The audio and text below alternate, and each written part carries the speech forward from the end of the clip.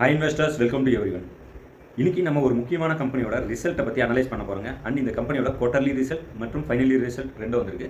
And next இந்த company 2 wheeler 3 wheeler 4 wheeler எல்லா செக்மெண்ட்ஸ்லையும் இவங்களோட சேல்ஸ் உயர்ந்திருக்கு. அண்ட் ஃபார்மர் செக்மெண்ட்லேயும் நீங்கள் பார்த்தீங்கன்னா டிராக்டர்ஸ் இவங்களோட அதிகபட்சமாக சேல் ஆகுதுன்னு சொல்லலாம். அண்ட் இந்தியாவில் மேனுஃபேக்சரிங் பண்ணுற வெஹிக்கல் ப்ராடக்ட்டில் அதிகபட்சம் சேல் ஆகக்கூடியது இவங்களோட ப்ராடக்ட் தான். ஓகே, தென் இப்போ ரீசெண்ட் டைம்ஸாக இவங்க எலக்ட்ரிக் வெஹிக்கிளில் ரொம்ப பிரம்மாண்டமாக பண்ணிட்டு இருக்காங்க. இவங்களோட எலக்ட்ரிக் வெஹிக்கிள்ஸை நீங்கள் கம்பேர் பண்ணிங்கன்னா நம்ம BYD China made and Tesla US மேடோட கம்பேர் பண்ணுற அளவுக்கு இவங்களோட ப்ராடக்ட் இருக்குன்னு சொல்லலாம். கம்பெனி பேர் மற்றும் கம்பெனியை பற்றி அனலைஸ் முழுசாக தெரிஞ்சுக்கணும்னு நினச்சிங்கன்னா தயவுசெய்து வீடியோவை ஸ்கிப் பண்ணாமல் பாருங்கள். அண்ட் வீடியோ பிடிச்சினா கண்டிப்பாக லைக் கமெண்ட் பண்ணுங்கள்.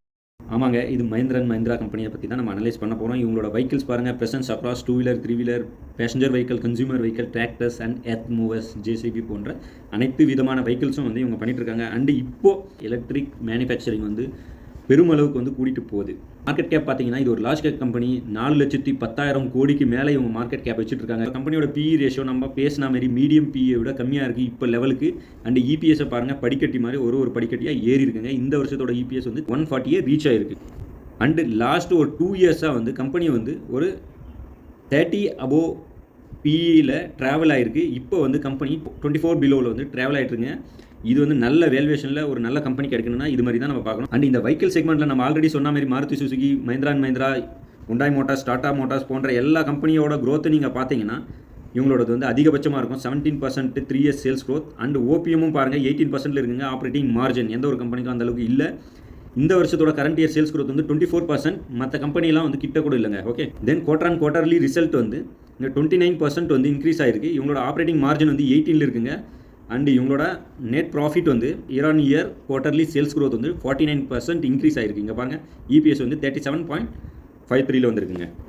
சேம் நீங்கள் ப்ராஃபிட் அண்ட் லாஸ் ஸ்டேட்மெண்ட்டில் பார்த்தாலும் அவங்களோட சேல்ஸ் க்ரோத் போன வருஷத்தோட இந்த வருஷம் 25% நியர்பை இன்க்ரீஸ் ஆகிருக்கு. இவங்களோட ஆப்ரேட்டிங் ப்ராஃபிட்டும் 19%மெயின்டைன் ஆகிருக்கு.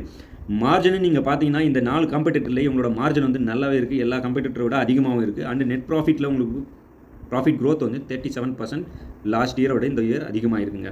அண்ட் இந்த காலம் பற்றி நம்ம ஆல்ரெடி பேசியிருந்தோம். 10 இயர் இருந்தாலும் 5 இயர் இருந்தாலும் இந்த காலமில் எல்லாமே டபுள் டிஜிட்டில் தான் இருக்குது. ஸ்டாக் ப்ரைஸ் ரேஞ்ச் எந்த அளவுக்கு இன்க்ரீஸ் ஆகிருக்குன்னு பாருங்கள். கடந்த 5 வருஷத்தில் 34%, 3 வருஷத்தில் 40% ஒரு வருஷமும் இவங்க ரிட்டர்ன்ஸ் பண்ணியிருக்காங்க. இந்த கம்பெனியோட எல்லா ஒரு விஷயமும் நம்ம அனலைஸ் பண்ணியிருக்கோம். இந்த மார்ஜின் அளவுக்கு எந்த ஒரு இவங்களோட காம்படிட்டருக்கும் மார்ஜின் கிடைக்கல.